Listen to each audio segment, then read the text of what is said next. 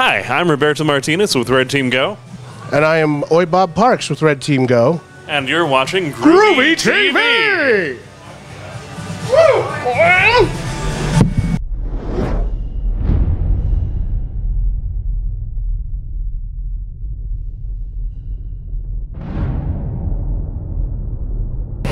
Hey, it's Groovy. I'm here with your friendly neighborhood Red Team Go members here at the Breckenridge Brewery in Littleton, Colorado. How the heck are you doing? Doing pretty darn well. How about you? I'm doing awesome. How about you, sir? I am doing yes. It's fantastic. Did you just invent a new word? Yes. No. They're in and yes are both in words that for whole and in the sentence is kind of the structure as well. Because like all invention is nailing one thing that exists to another thing that exists, and that's a new thing. As long as you stick to landing, man. That's all that matters. Can you give me a ta-da? Ta-da! Oh, Glavin. With the Glavin. So what is Red Team Go up to these days? We are making comics, as always. We're going to be having our second issue of Cryptids and Cogs coming up for Denver Comic Con. That's awesome. It's Steampunk Monster Hunters. Which I love. As everybody should. So you can have issue number 1 and number 2 at the con? We should. Okay. You can tell by the fantastic artwork of Andy Mark. It's all skull based. So the first issue's got an amazing skull underwater with the big old fashioned scuba diving helmets and stuff like that. And we put a little glow in there. And then the next one is a dancing skeleton on fire. It's going to be pretty sweet. It looks pretty good. It looks really, really good. And steampunk. So I mean, that'll get somebody with goggles into it, right? Yeah, I hope so. I think like setting things on fire is kind of like, it improves things kind of like bacon improves food. Yeah. You know, things on fire always more, you know, like if a bear was chasing you, that'd be scary, but a bear on fire, no. You just kind of have to appreciate that at some point. At some point, you're just like, well, I'm going to die, but I'm going to die on fire, so. And at least I'm going to Valhalla, because there's no way you don't go to Valhalla after that. Just saying. Odin goes, how did you die? Bear on fire. You're in. Exactly. You're in the velvet rope line for the afterlife. I'd hope. There's got to be few things better than that. Here's your punch card for the after parties. You're like, thank you very much. I'll just be on my way. So once upon a time, you guys were all working on like Dinosaur Stuff. Is that still going on? We finished that one. We're working on a collection for it. It is called Dinopocalypse, and it's all people surviving a dinosaur-based apocalypse. Nice. On motorcycles. On fire. We'll work that in. So is that going to be at Comic-Con? We will have all 3 issues available at Comic-Con. That's amazing. I can't wait to read all 3. And I also requested you also included giant dragonflies, because they had giant dragonflies back then. Did you guys do that or no? No, that's going to be something that we'd have to put in as a perk for our Kickstarter that we're going to be working on this year. I would literally rather be eaten by a raptor than a giant dragonfly. Like it just go.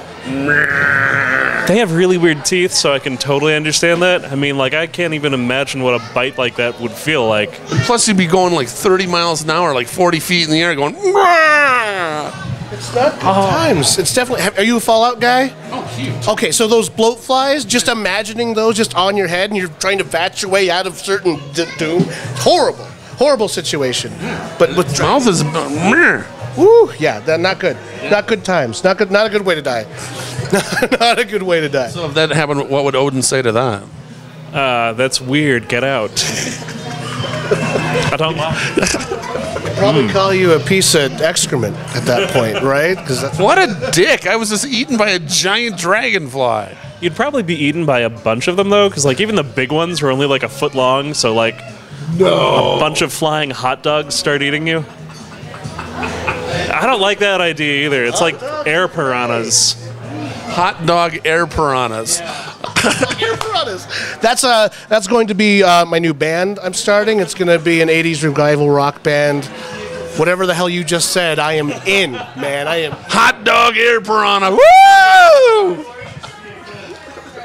I guess I will play the tambourine on that band. Or the cowbell. I guess you will. Oh, there's always room for cowbell on it. I need an enamel pin now that says that somewhere on my body. I have to adorn that every day of my life. Well, if someone could make me a hot dog air piranha pin, that'd be amazing. I'll be at the con, probably hanging out with these guys at some point, so please get that to me. All right, so what else is going on at the Red Team Go table at the con? Oh, well, we're going to be in the, what is it called? What is the lab called? The Imagination Lab? The Imagination Lab. Okay. And we're going to be doing free sketches for kids, and we're also going to be doing some educational work with the lab itself, like teaching kids how to draw and things like that, and awesome. Teens. That's awesome. That's really nice of you guys. We're going to entertain kids with the incentive that they will learn something. That's the key. We're doing like little panels and stuff like that for like how to create your own character, whatever kind of programming that the lovely Becky wants us to do. We're going to happily do it. We're also going to Dunderhead like me watch this panel, or is it just for kids? Oh, yeah, no, please. Yeah. Kids of all ages. Just like Armor Hotdogs, wow, there's a lot of meat talk. Hot dog talk. I apologize, but no. We're gonna have the panels. We're gonna have all of our RTG people. We're gonna be telling you where to go to buy their stuff. We might actually have our books on sale at one of our dudes' places. So please come by and check us out, and we'll point you to where you need to go. And just so everyone knows, Red Team Go is a fairly large organization. Like, how many artists do you actually have in it? Upwards of 30 now? Upwards of 30, maybe. We have a lot. And it's not just artists. It's creatives of all kinds. Everything from like people that are into cosplay, photography, writing, obviously. And can we join? Absolutely. I would love to I would love like a tech buff side of it, where I used to be running around with 60 pounds of audio equipment on my back, just huffing it, trying not to clip the mic, just following people around and stuff like that. Like production, I want to learn about that. Maybe you could teach me something. Sweet. I'll teach you how to draw boobies. Okay. I can do that. Sweet deal. That'd be awesome. And Dino's a Marine. He can carry anything. Hell yeah. That's what you got to. You got to do what you got to do. Got to keep that hustle real, man. Like all the time. Hoorah. I can't say that. You're going to be in an organization that would have me as a member, so... It's that old Groucho Marx thing then, huh? Exactly. Except that he said that he wouldn't, whereas I am glad to do it. I just like to warn people that I'm in it. I think there should be a warning on everything about that. Oh, I agree. Like, welcome to Colorado. Should have, yeah. Welcome to Colorado. Berto's here. Be prepared. Just have Lucifer burn it into their lift ride on the way out of the airport, and they'll know. They will remember the burning visage of Berto from Lucifer. Good stuff. Oh, good stuff. Okay, anything else you guys doing at Comic-Con we should let everyone know about? I can't think of anything. You got anything? Specifically for Comic-Con? Yeah. No, I mean, we really want to start ramping up interest. We really want people to come and check out our books, because we're going to be putting something together. We might be coloring some of our older stuff and repackaging it and making it look really pretty. We always want people to be interested in drawing. We want people interested in this whole thing that makes movies and everything back there. It all comes down to comic books and to flipping through physical pages. And it's beautiful. It's a beautiful thing, and we want to be a part of it. We want people to be a part of it, and we want people to be excited about it. Right on. I think that sums everything up, except one other thing. Besides tabling and all the other cool stuff, what's your favorite part of Comic-Con? Oh, man, that's a really hard one to nail down. I'm going to let Bob take dollar water bottles outside. No, I think it's meeting people. It's really about meeting people, like meeting your favorite artist or meeting somebody that you only see at conventions. Those kind of you're walking through, you've got half an arm full of merch and everything like that. You're carrying bags, or you're trying to get a hot dog over to hot dogs again, or a sandwich. It's like the fifth one. I'm dropping dogs all the time today. I guess that's going to be like dropping beats. Dropping beats, dropping fresh dogs. No, you'll just run into somebody and they'll be like, "Oh, I haven't seen you since Comic-Con." We're at that hot dog stand, man. Hot dog stand. This is not sponsored by Biker Jims, I swear. It's not that I haven't eaten all day. I just have an affinity for holding on to one thing and just never letting go. What about you? What do you think? Oh, man. I would have to say it's going to be the people, too. I mean, like, there is a family at Comic-Con, and it's a family that only gets together once per year, so... Yeah. Especially all the out-of-towners and stuff, and, you know, it's cool.